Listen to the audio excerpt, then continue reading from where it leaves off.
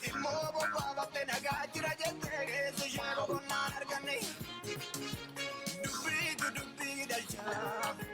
Dubbi tuktan dubbi dalchitan numata digi ke sagalchitan. Kanu gaudi gaduretu arrazaran galfane. Ati mobo baba te nagajira jette se shego konar argane.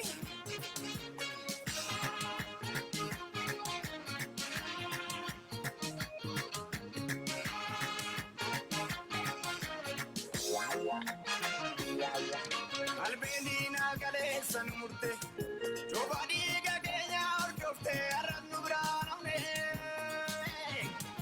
Arzago de damuna rabbinamne, akadem zayedi zilayo nagata dugu kamne. Omogo almale viram kamnu, ofege akaziram negille zisobayo bubisu.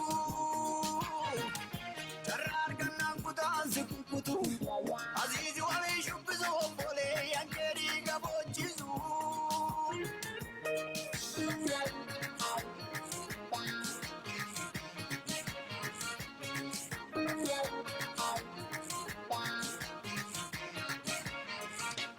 Lalla bago avira tukana, niwa madevi nake matu.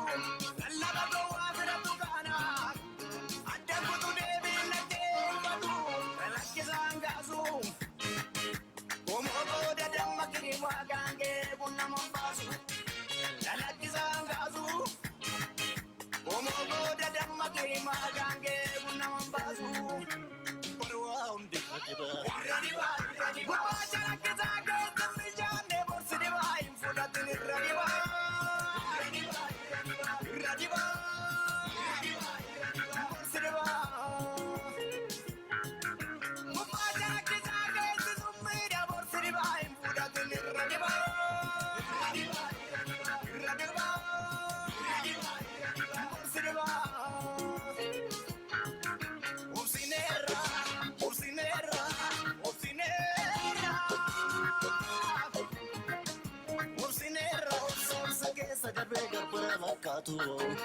Ufega dugaleza toto tu fatu.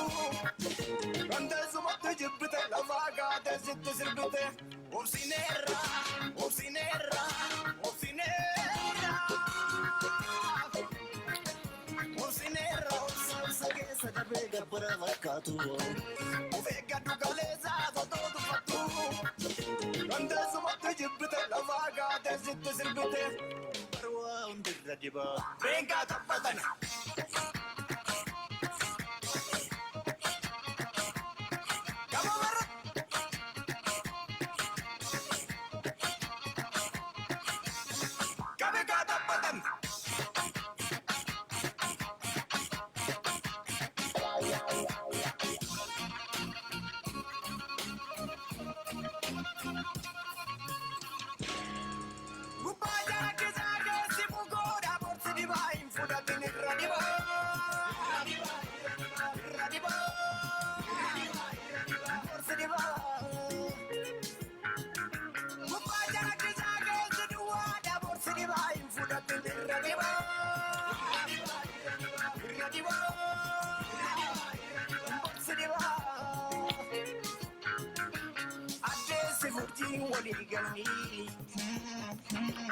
Urida come samichon fatani, bituba dor kuratani.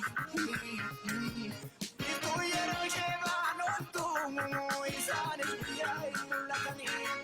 Galmaduga, galmaduga, galmaduga.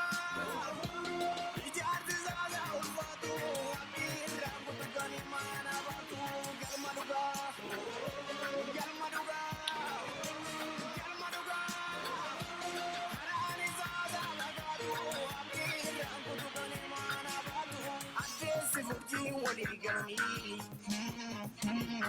Urida come samichon fatani, bituba dor kuratani.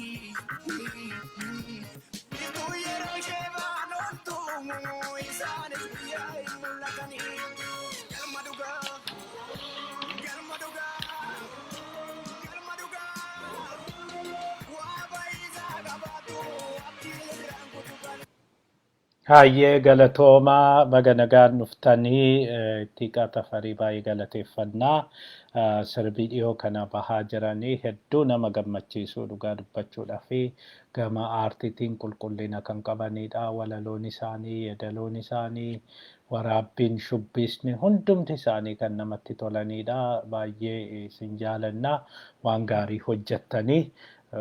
Xiqqaa tafarii keekiyyaa badhaadhaa soninaaf Adam keessattuu bilisummaa dinquu warri sirba addaa ani haga ammaa arge egaa akkasumas barataan koo sinnishaa mul'ata baay'ee waan gaarii hojjettanii dhugaa dubbachuudhaaf sirba otoo namni xiinxalu jiraatee sirboota keessan kana baay'ee xiinxalanii dhiyeessanii gaariidha. Egaa kana erga jenneen booda gara oduu keenyatti deemnaa.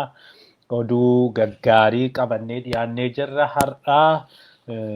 Oduu keenya otoo hin jalqabiin dura ispoonsarri keenyaa African Light Book and Coffee Shopidha. Kitaabota garaagaraa qabna. Kitaabota barbaaddan nu ajajaa. Kitaabota Oromoo dictionary gosa adda addaa afaan Oromoo barachuudhaaf kitaaba isin gargaaranii ijoollee keessan kan barsiisanii qubee jettumoo afaan Oromoo akka dubbatanii kan isaan gargaaran akkasumas oduu durii istoorii garaagaraa kana afaan Oromoo fi afaan Ingiliziitiin kan jiranitu jiru. Isaan kana bittanii ijoollee keessanii dubbisuudhanii ijoolleen keessan akka sammuun isaanii gabbatu akka aadaa isaanii baran achumaan akka baranii fi eenyummaa isaanii akka baran gochuu ni dandeessu.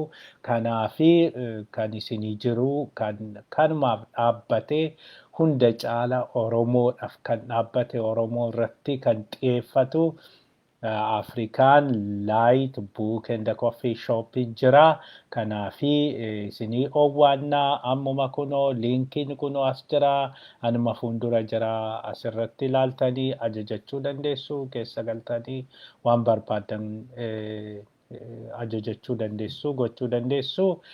Kanaafi isin affeeree jira waan kana akka dhuftanii nu laaltanii akkasumas immoo buna yoo barbaaddanii buna amma gosa sadii qabnaa. Buna Gujii qabnaa. Buna Yirgaa Caffeedhamu kana buna Gujii buna baay'ee beekamaa Akaamaa qabnaa. Akkasumas buna Jimmaa qabnaa.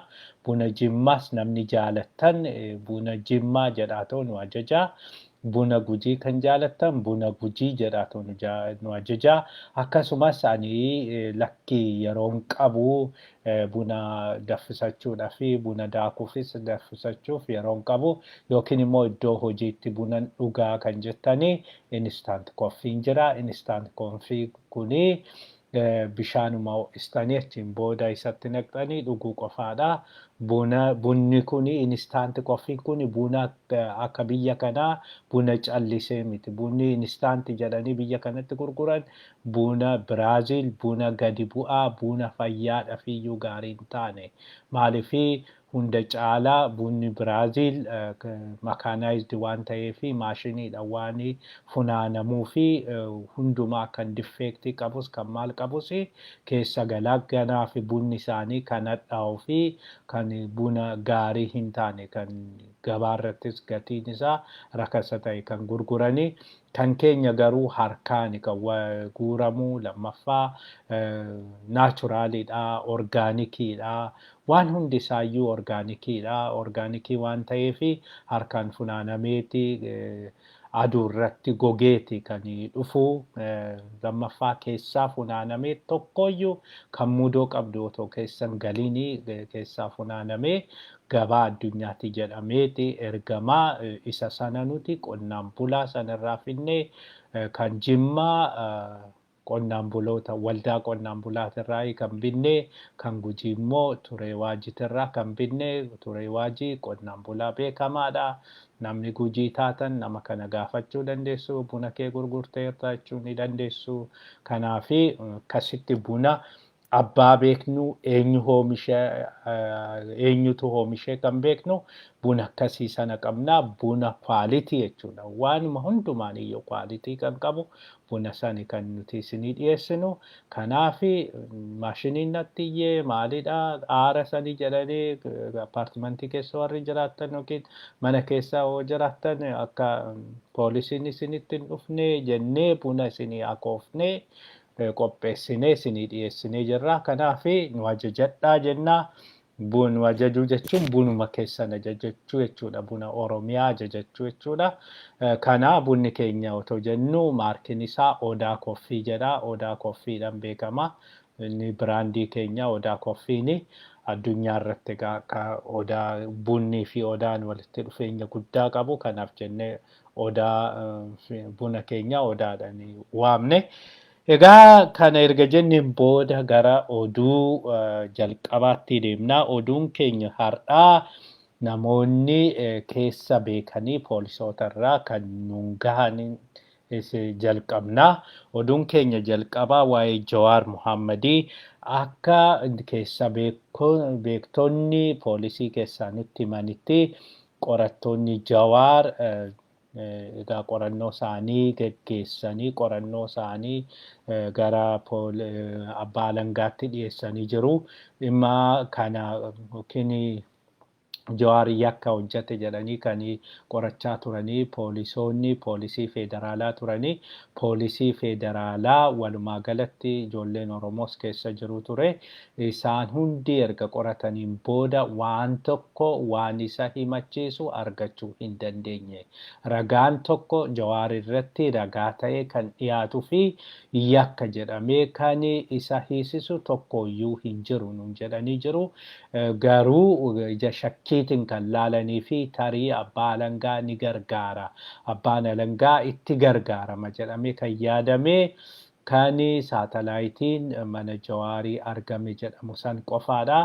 Isa immoo akkamitti itti fayyadamuu inniyyuu karaa seera qabeessanii karaa gumruukiitiin kan gali waan ta'eef akkamitti kanatti kuni isa himachiisuu danda'a jennee jennaan.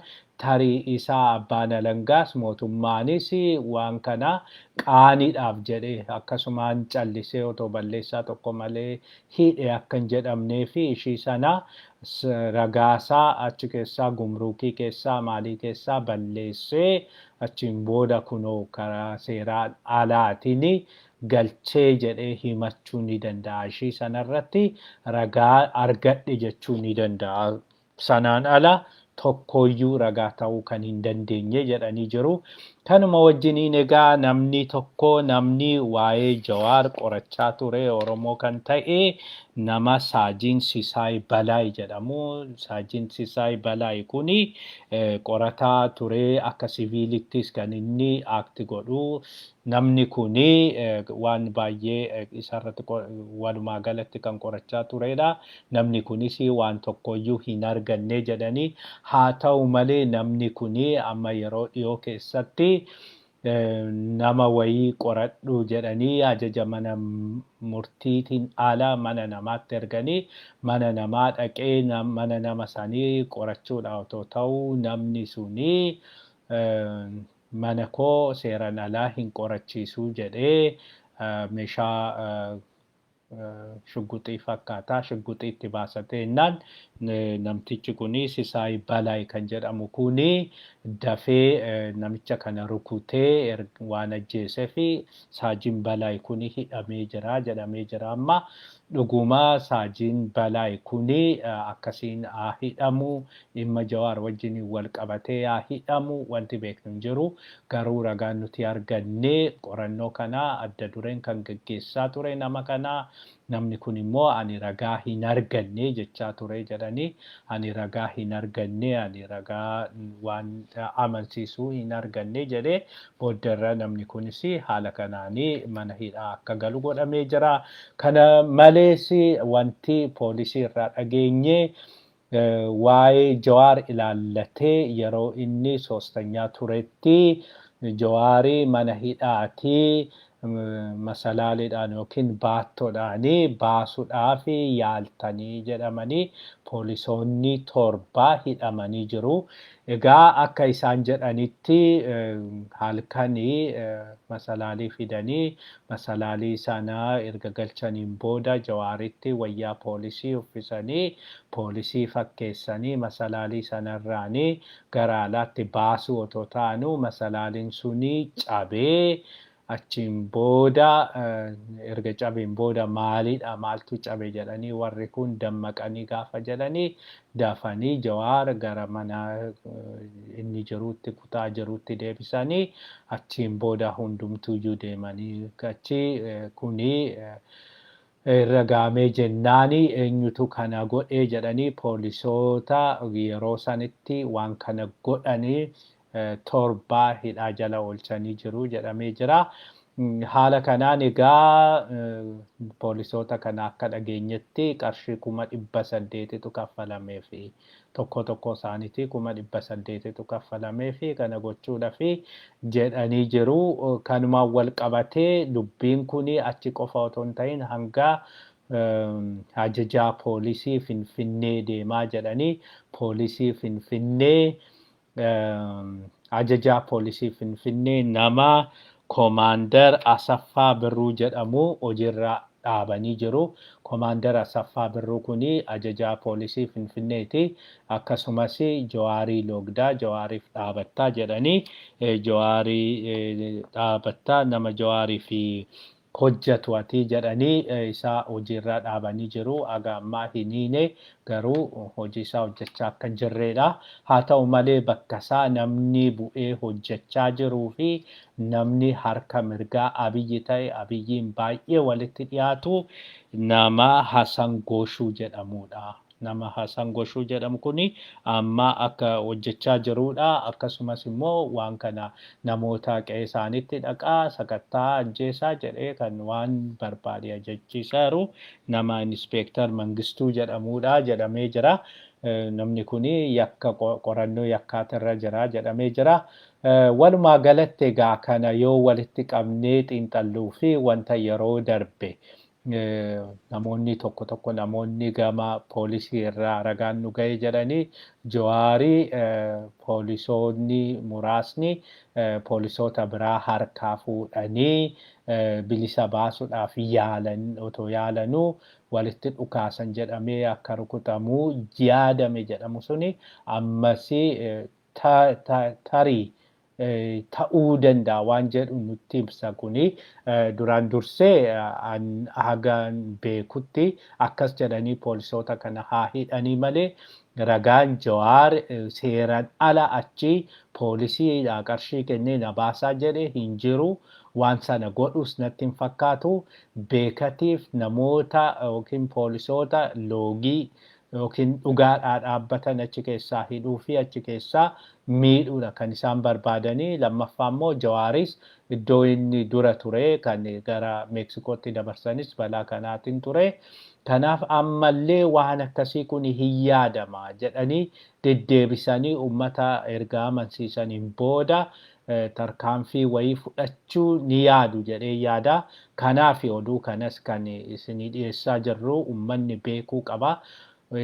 Daba shira garagaraa xaxaa akka jiranii fi dhugaan akka hin jirre isinitti himuudhaa fi akkuma egaa ragaa achi keessaa arganneeni ragaan isa hiisisu ragaadha jennee wanta qabnu tokkoyyuu hin jiru. Waan nu amansiise tokkoyyuu hin jiru. Kanaaf nama kana bilisa baasayyuu gadhiisayyuu jedhanii ture poolisoonni muraasni. Haa ta'u garuu rakkoo garagaraatiin egaa namoota kaan ajjeesisaa, namoota kaan hidhaa, namoota kaan waan hin taane gochaa achirraa hojiirraa dhaabaa akka jiranidha kan dhageenyu. Kana waan ta'eef uummanni keenya immoo beekuu qaba. Odeeffannoon yeroo hundumaayyuu humna. Odeeffannoo kana gocha yaraa Abiyyi kana saaxiluudhaaf kan kanaaf finfinnee kanaaf uummanni keenya kanas akka hubattanii isin beeksisna. Gama biraatiin kan wajjin wal qabatee waa'ee Laamrootis wanti nutti himanii jiru poolisoonni kuni dubbii Jawaar fa'aa amma kan qorachaa jiru poolisii federaalati. Dubbii ajjechaa Haacaaluu kan qorachaa jiru immoo poolisii Finfinneeti. Poolisiin federaalaa nan fudhadha jedhee ture yakki naannoo keenyatti Finfinnee keessatti raawwatame. Kanaafiyyuu wanti kun kan qoratamuu qabu Finfinnee poolisiidhuma keenyatti jedhanii jiru. Haala kanaan jalqabarraa yeroo dhuma ajjechaa sanaayyuu kan poolisoonni bira ga'anii ture. Poolisoonni kan yoo bira ga'anii poolisoonni Finfinnee Laamroot qabanii yommuu jedhanii poolisiin federaalaa irraa fudhachuudhaaf yaalee achiin booda otoo milkaa'inii fafee yeroo muraasaa fi achi deemtee haa dhokattuu malee booddarra dubbiin kun uummanni kakaasee jennaan hidhamtee akka jedhanitti poolisoonni baay'ee ishii shakkanii wanti kun akkamitti ta'uu danda'a maalirraan ta'uu danda'a jedhanii achiin booda egaa ishiin hidhamteen booda Dammallaash itti deddeebi'ee yeroo dheeraadhaa poolisoota kana amansiisuudhaaf yaalee ture jedhama. Poolisoota kana kan amansiisuu yaalee gocha kana kan godhe ishii miti. Gocha kana kan raawwate Xilaayee Yaamitii fi namoota isa wajjiniin jiranii jedhee gocha kana isaaniin ishiidhaan ala gochuudhaaf yaalee ture. Yeroo baay'ees federaalatu qorannoodhaaf barbaadaa.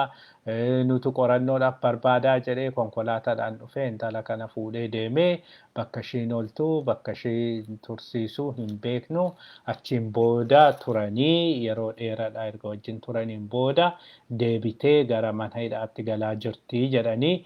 Egaa sanarraanii poolisoonni hunduma caala shakkii isaanii kan cimsee jedhee tokko haala ajjechaa sanii amma rasaasni rukutame jedhamu akka Dammallaash jedhuttii fi akka namoota biraa amansiisuu yaaletti karaa harka bitaatiin rukutameeti mirgaan bahee jedhaniiti.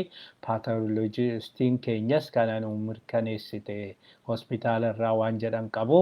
Haa ta'u garuu kana caala wanti inni ragaa guddaa qabaatu bilbila ishiitirraa ishiin nama Xilaayee jedhamu kanatti bilbiltee jirti waan jedhamu poolisoonni Finfinnee argatanii jiru. Poolisoonni Finfinnee erga argataniin booda akkamittii fi maali walitti dhufeenyi keessanii akkamitti walii bilbiluu dandeessanii jedhanii jiru. Sanaan alas immoo warri kuni ijoolleen kuni nuti gocha kana hin raawwanne jedhanii gananii jiru. Kanaaf immoo ragaa ittisaa dhiyeeffachaa jiru. Kana waan ta'eefi jedhu warri poolisoonni waan kana qoratan akka nutti himanitti poolisoonni dhimma kana beekan akka nutti himanitti ragaan kuni hundumtuyyuu kan nutti agarsiisu intalli kuni gocha kana raawwachuu akka hin oolledha. Intalli kuni dhimma kana keessaa sirrumatti qabdii garuu maaliif Dammallaash Gabra Mikaa'el akka cover up ishii godhuu hin beeknu. Kanaafi wanti kuni hunduma caala yaaddoo nutti uumee jira kan jedhamu. Egaa kana kanaanii namoonni dhimma kana keessa beekan kan nutti himanii kan itti dhiyeenyaan waan kana nu kaasanii jechuudha. Erga kana jenneen booda gara oduu keenya sadaffaatti dabarraa. Oduun keenya sadaffaa dhiifamaa.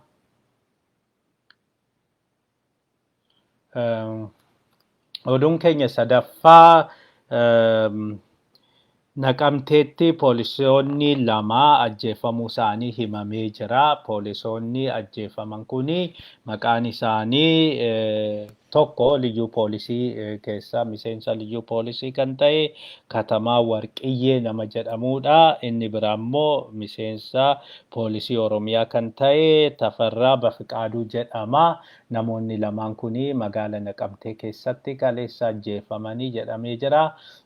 Isaan wajjiniin namni jiru tokkos madaa'ee jira jedhama. Eenyu akka ajjeese hin beekamne maaliif akka ajjeefamanis hin beekamne yeroo baay'ee poolisoota tarkaanfiin akkasii kun irratti raawwatamaa jira. Iddoo garaagaraattis raawwatamaa jira. Kanuma wajjiniin egaa waan Adaamattis rakkoon kaleessa gahee jira. Rakkoon kaleessa gahee gamoon tokko gamoon hawwii jedhamu jigee namoonni 3 akkasii akka du'aniidha kan dhageenye. Gamoon kun kan jigee gamoo moofaa dhiifama wajjiniin gamoo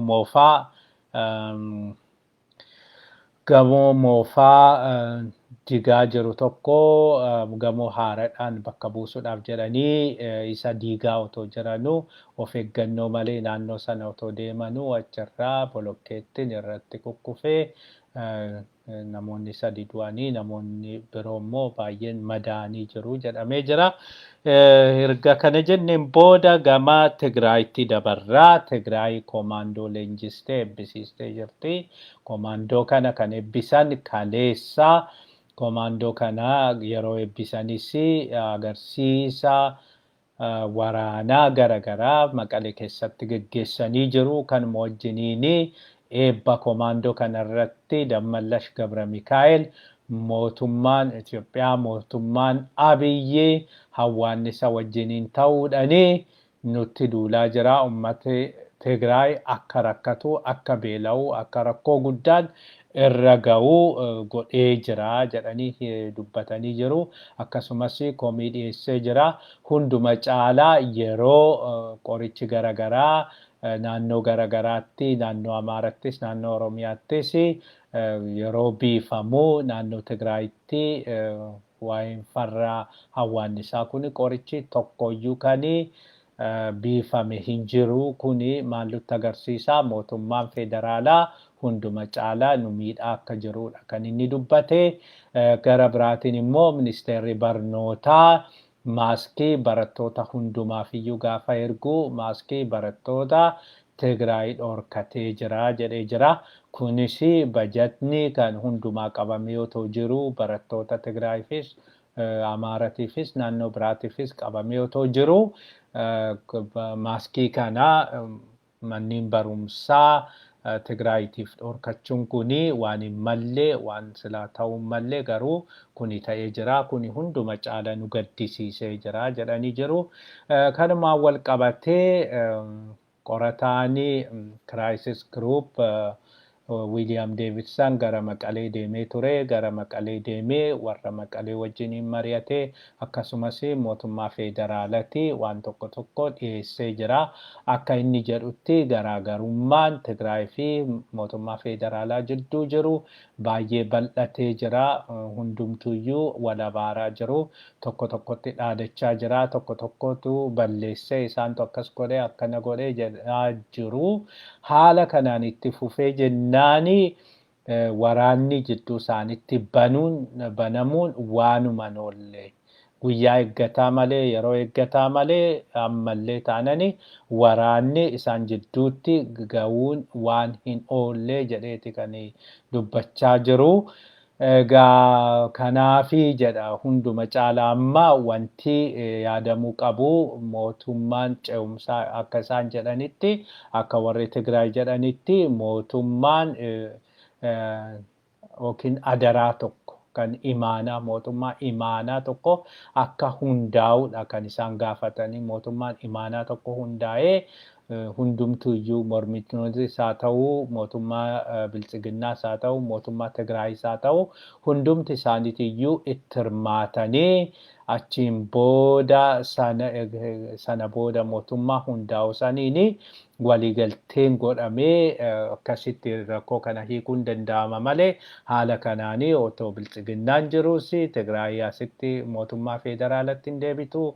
Mootummaan federaalas tole jedhee warra Tigraay wajjiniin hin mari'atu jedhee jira. Egaa kuni walumaa galatti keessattuu gama Oromootiin kan dhiyaachaa jirudha. Karaa Oromootiin yaada dhiyaachaa jiru yaada namoonni baay'een namoonni egeree biyya saniitiif yaadan dhiyeessaa jiranidha. Sanaan ala falli mul'achaa hin jiru. hunduma caala biyyattiin waan ta'uu hin qabne waan ta'uu hin malle keessa galtee jirti. Amma dhimma Tigraay qofa otoo hin ta'in walumaa galatti waan hundi yaaddoo yeroo namatti uumu keessa kan jirru. Hawaasni gara tokkoon rakkoo guddaa geessisaa jira. Haala kanaan beelli fuulduratti dhufuun isaa waan hin oolle. Lammaffaa Tigraay kophaatti baatee difaakto isteet taatee deemuun waanuma hin danda'amne. Achirraan iddoo garagaraatti jeequmsi garagaraa jira. Oromiyaa keessatti tokkooyyuu mootummaan tasgabbaa'ee diriiree caasaan isaa gadi hanga gubbaatti hanga Oromiyaatti hojjechaa hin jiru. Mormitoonni baay'een mana hidhaatti hidhamanii jiru. Kuni hunduyyuu rakkoodha. Rakkoo kana Abiyyi hubachuu dhiisee waan hunduu nagaadha, waan hunduu bilchiginnaadha, waan bilchiginnaatti nu taallaa akka hawaannisaa akka korophiisaa inu taallaa hin finnaa. Isaan irraa barraa tokko taanee deemna maali waan akkasii jechuutu jira. Biyyattiidha egaa namni yaadne aangoodhuma ofiitiif yaada. Kuni waan gaarii hin fakkaatu. Egaa kanaaf yoo hin dhaga'u ta'e amma yeroo taa'anii itti mari'atanidha. Yeroo taa'anii fuulduraa fi faladhaanidha. Haala kana keessatti tasuma filannoo geggeessuunis waan danda'amu miti. Sanarraan koronaan akkuma jirutti jira. Koronaan guyyaa guyyaan dabalaa jira. Sana malees tasgabbiin bakka hin jirre kanatti dhuguma namni tasgabbaa'ee bahee inni filata jedhanii yaaduunis gowwummaadha.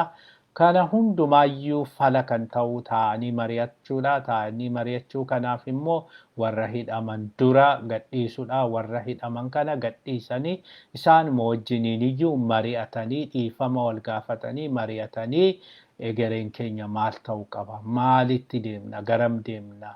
Warri maal taana jedhu waan ta'uun dhabu akka jedhu san Oromoon sanatu fala malee tokko hidhaa, tokko abaaraa, tokko biyyaa baasaa tasuma furmaanni argamu hin jiru jedhu. Namoonni baay'een nutis kanuma jennaa. Karaa simbirtuu miidiyaatiinis yaada kanuma dhiyeessinaa. Egaa waan nu dhaggeeffattaniif galatoomaa. Filannoon keessan yeroo hundumaayyuu simbirtuu miidiyaa haa ta'u.